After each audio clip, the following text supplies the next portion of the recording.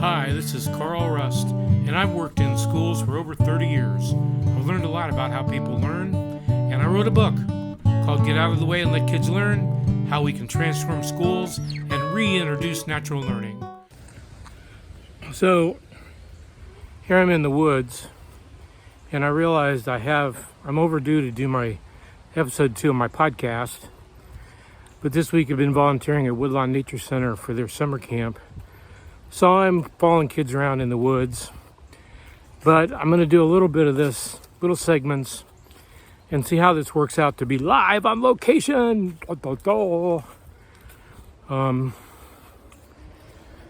So here I am in the woods. We only have 7 campers, but we got tons of examples of what I call natural learning. Before I get on to that, I want to talk about episode 1, because I listened back to it and I realized I'm a rookie at podcasting. So I've got a lot to learn. So bear with me. Hopefully you'll stick with me as I do more of these. So every week I'm going to talk about a topic. And today I think I'm going to talk about age grouping. And I may do some of that when I get back home so I can grab my book and pull it out. Although there's some copies in the Nature Center, I could grab one of those. But before that was what's happening, what's new. So I just got back from Aero conference. Aero, in case you don't know about it, stands for Alternative Education Resource Organization. They have a website with tons of information about homeschooling, unschooling, and just about any kind of alternative program that you can think of. You can find information. The leader of that is Jerry Mintz, who was a long-time pioneer in self-directed education. He's run schools, he's run programs, he's helped out, he's been all over the world promoting democracy in education. And he has a podcast too that occasionally doesn't do it real regularly, but every so often he puts a podcast up. So that conference was in New York City, and I went there in person, and I posted some TikTok videos. If you get over to the Rush Show TikTok channel, you'll see a couple of videos I did, one about microschooling and one about the collage artist who was there, Michael Albert, who does collages with cereal boxes and all kinds of different commercial products, but some really amazing art that Michael Albert does. But this week we're at summer camp. So let me tell you a little bit more about Aero, and then I'll tell you about summer camp. So Aero had lots of sessions, about 60 people in person, more online. And I think some of those videos are available, some of the speakers. Peter Gray was a speaker. Lots of other people. I did a session on unschooling school. So I don't think that was recorded though. Although if you listen to this podcast, you're going to get a lot of the same thing. Aero is an amazing organization, and there's others, and we'll talk about some of those as we go through. But microschooling, Kerry McDonald, KerryMcDonald, Kerry McDonald, spoke about microschools, which is, they're really just exploding all over the place. You get 5, 10, 15, 20 kids together, that many families, you decide you want to have a little school, somebody's house, a church. Nature Center would be a great place, and I'm thinking that maybe next year we'll see if we can't get something going here again. But you get people together that kind of have similar ideas about education and make your own little school. And I think it's perfect. I think it's a perfect way to promote real learning, natural learning.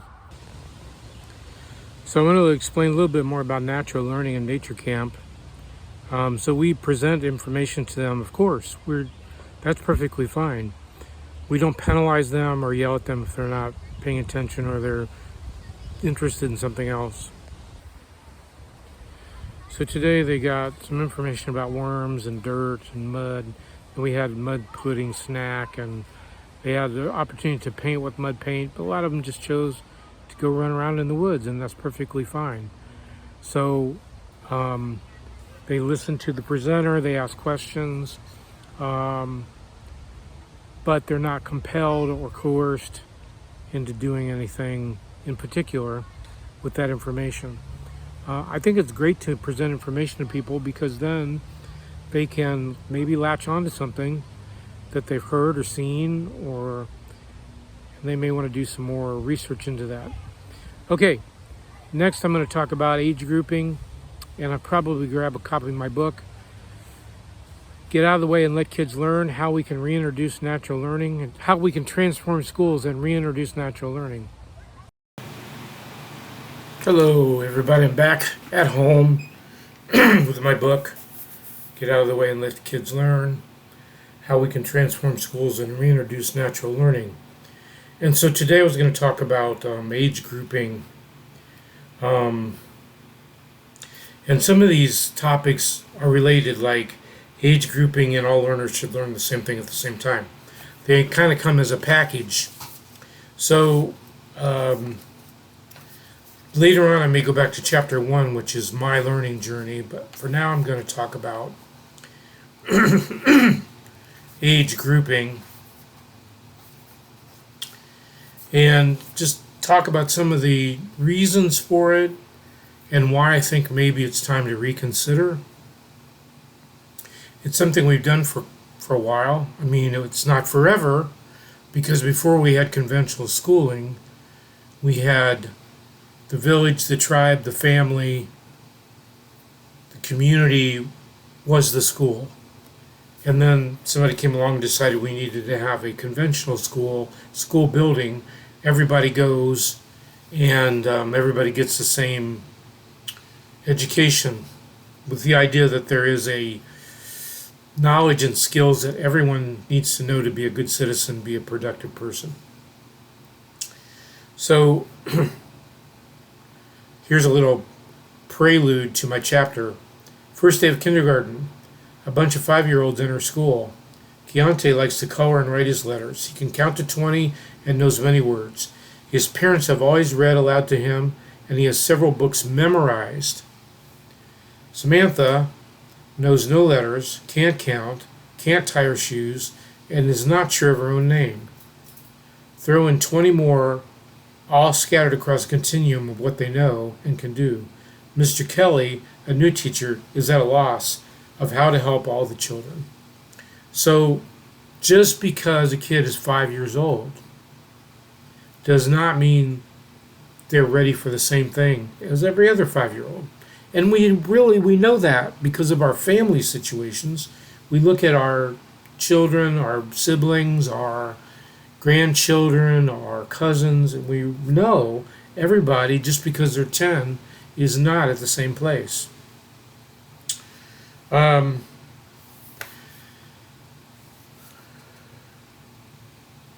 So imagine if we were adults. As adults, we were forced to associate with people our own age, and within a year or two, and nobody else. And we are all different walks of life, all different backgrounds, all different interests, and we were forced to spend 6 hours a day together. Maybe it'd be a work situation, I don't know, but that would never work. And yet that's what we'd ask children to do. In the book I say traditional schools, and I've come to realize shouldn't say traditional schools, because traditional schools would go back to how we traditionally did learning in the community, the farm, the village, the tribe. The community-based education is really traditional. This new system that we've come up with for the past 200 years or so is conventional factory model. So kids come to school with a variety of backgrounds, knowledge, prior knowledge, and one of the things that frustrates teachers to no end is so I taught 6th grade mostly, so I had 11 and 12-year-olds. Sometimes you'd get a 10-year-old, sometimes you'd have a 13-year-old, but usually 11 to 12. And We had kids that were very small physically. We had people that were very big. We had adults. I always said we had some that were still children, some had already matured into adults. They didn't all get along with each other. They didn't have the same interests. They weren't at the same level when it came to their prior knowledge and their skills. They were all at different places. So I always wondered what would happen if instead of grouping by age, we grouped by interest or interest and ability. And I've said for years, even before I became aware of self-directed education, I would rather have a class of 50 if they were all on the same kind of level and they all were pretty willing to cooperate. Then we could do standard curriculum would work for that group. But when you've got 25 or 30 and there's 10 that are all different, kind of abilities, not quite ready for the sixth grade curriculum, and you have some that are kind of right in the middle and you're kind of ready to learn, and then you have 10 that already know a lot of the things that you're trying to share with them, they already have mastered. So what do? Most teachers go for the middle. So they do the curriculum, the standard curriculum, with some remediation thrown in, and hopefully some enrichment. But you try to stick to the standard curriculum because that's where you get about a third of your kids, depending on the makeup of the group. Some years you don't even have a third. Some years you have everyone's kind of below.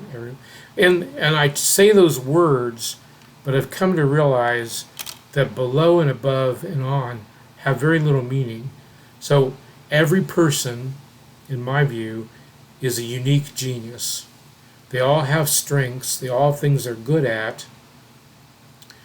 But because of the way we group kids, we kind of compare them to each other. So we rank them from top to bottom. We say this kid is high, this kid is middle, this kid is low. And that's really doing a disservice to the kid to label them that way, because if we, instead of saying high, middle, low, we said they're all unique geniuses, that might change how we approach things. So, there are some places that have done multi-age, and when people do multi-age, so that means that either within a narrow band. So I visited Ann Arbor Open School a couple years ago, and at that time they were doing 2-year groups. So you had kindergarten was kind of its own thing. First and second, you had one teacher for each class. 3-4 was together. 4-5. No, I'm doing that wrong. 1, 2, 3, 4, 5, 6, and 7-8. And so within a 2-year span, so you had a little bit of age mixing. But in places where they've done pretty extreme age mixing, like Sudbury Valley School in Massachusetts has kids from 4 to 20, and with no restrictions on how they mix. They found that kids usually gravitate towards kids that are about a year or two older and maybe a year or two younger. And that creates some unique learning opportunities that you don't see in other places. Because when you are, say, you're a 10-year-old and you're kind of hanging out with a group of 12 and 13-year-olds, you're looking up to them and you're saying, gee, they're cool. I want to be like those kids. And whatever they're doing, you try to do. Likewise, if there's an 8-year-old that's kind of tagging along with you, they're looking up to you as a 10-year-old and thinking, wow, that kid is really cool. I want to do what they do. And they found that created a lot of learning, rich and vital learning opportunities where kids would look at each other and go and learn from each other. And we found that there's more authentic and natural learning that happens when you're with a group of kids that are a little bit older and maybe a little bit younger than when they're with adults, because adults are like this alien creature, they're like way, like me, I'm 66 years old. For a 10-year-old, I'm 56 years older than they are. They're like, oh, that guy, he's old, he doesn't know anything. But when they look at a 12-year-old or a 13-year-old, they're cool. And likewise, as you move up the range. So they also found it was very beneficial for the older kids because they developed a lot more empathy. They were helpers, and they would develop skills as far as, working with younger kids and trying to help them develop. And we found this in our program that we ran. I was actively involved in it for a little more than 2 years. And we found as time went by, the older kids took a much more protective stance towards the younger ones. And when a new person came in, and sometimes they would try to be kind of bully, and the older kids would say, no, we're family here, we don't do that. So it's kind of it creates a lot of unique learning opportunities. So when you accept the idea that everybody needs to learn the same thing at the same time, then the age group grouping does kind of make sense, but really in another way it doesn't. Because if you really believed in those standards that everybody needs to learn this, then you wouldn't subject someone to a new standard until they kind of mastered the prerequisite. So it wouldn't really be by age, it would be more by what do you already know, what can you already do, which means it would be age mixing. Let's see. So at Sudbury Valley, Daniel Greenberg writes in several of his books. He's written some really cool books, Daniel Greenberg. So if you want to check him out. Peter Gray is another one who wrote about age mixing. But they talk about how younger students watch older students do something and inspire to try it themselves. It could range from walking up a slide to reading big, thick books. So you're inspired to do things. One of the ways they found that kids learn to read at a younger or older age was that there were a bunch of kids who were involved in playing a game called Magic the Gathering, which some of you may be familiar with, and the younger kids were inspired to try to play that, and sometimes the older kids would include them and help them, but that requires some reading, so that's how kids developed some interest in reading. David Lancy is an anthropologist who has studied children in many different cultures. He wrote in the book, The Anthropology of Learning in Childhood, the single most important form of learning is observation. And then in my own words, I say, those are his words. My words, I say, in many traditional cultures, learning is accomplished by children observing and imitating their elders, whether it be adults or older kids. Another advantage of mixing ages is that students can spend more than 1 year with the same adult staff members. So in conventional schools, you would normally change teachers every year. And just when you're getting used to somebody, then you got to go to somebody different. And we'll talk another time about giving younger learners a choice about who they spend their time with, including adults. And that would be a really interesting thought experience. If you are working at a school or you are involved in a school, think about what would happen at your school if younger learners could choose who they spent their time with. They could choose the adult, the room, the program, or the area. And one of the biggest frustrations I had working with kids, I worked with 6th graders for a half a year and 5th graders for about 10 weeks. And part of the problem is some of them don't really get along with each other, but we make them be in the same room all the time. And that we're just causing conflict. Freedom of movement is another interesting idea to think about. So, some suggestions for things you might try in your area, whether it be if you're a teacher, a principal, a parent asking for something from your school, a paraprofessional, even a younger learner, you could ask. So here's suggestion number one. Look at grouping current grades levels in 2 or 3 year cohorts. So instead of having K1 and 2, kindergarten first and second, you have this cohort of, sometimes I've seen them called littles. You have the littles, and the littles are one big group, and all the adults that have maybe formerly worked with K1 and 2 are associated with these littles. And then the adults collaborate on how do we serve the needs of this group that we have. So if you think about it, there's kindergartners that benefit from maybe some intense reading, and there's second graders that still need to learn the alphabet. So you see how you could change the groupings a little bit? Number 2 suggestion. Look for ways to systematically have grade level teams spend part of the day working with older or younger students.